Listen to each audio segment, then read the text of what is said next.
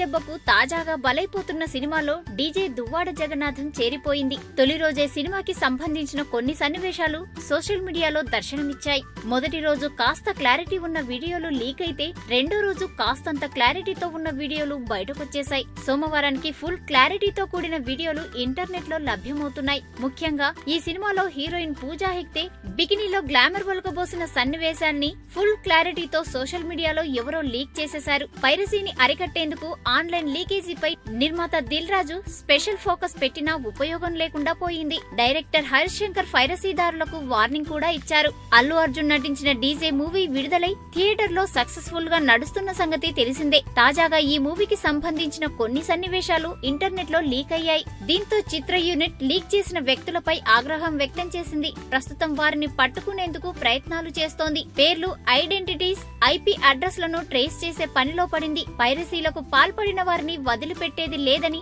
ఆ చిత్ర డైరెక్టర్ హరీష్ శంకర్ హెచ్చరించారు. డీజేను పైరసీ చేసి సోషల్ మీడియాలో అప్లోడ్ చేసిన వారి పేర్లు, గుర్తింపులు, ఐపీ అడ్రస్లను గుర్తిస్తున్నాం. అభిమానులనే కాదు, ప్రతి సినిమా ప్రేమికుడిని మేం కోరేదేంటంటే ఇంటర్నెట్ లో డీజే పైరసీ లింకుల సమాచారాన్ని మాకు తెలియజేయండి. మీ సహకారానికి మరోసారి కృతజ్ఞతలు. పైరసీ లింకులను గుర్తించడంలో సహకరించిన మహేష్ బాబు, ఎన్టీఆర్ అభిమానులకు ప్రత్యేక ధన్యవాదాలు అని ట్విట్టర్ వేదికగా పేర్కొన్నారు. ఆన్లైన్ పైరసీ లింకులపై సమాచారం ఇవ్వాలని అభిమానులకు పిలుపునిచ్చారు హరీష్ శంకర్. ఈ వీడియో గనుక మీకు నచ్చినట్టయితే లైక్ చేయండి, షేర్ చేయండి, సబ్స్క్రైబ్ చేసుకోండి.